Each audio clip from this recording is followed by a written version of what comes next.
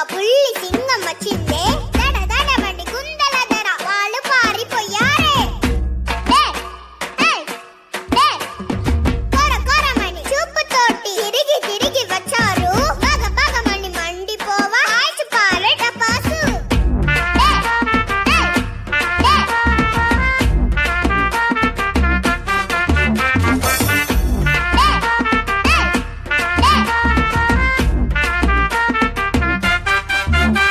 నే పాలు తాగి హాయిగా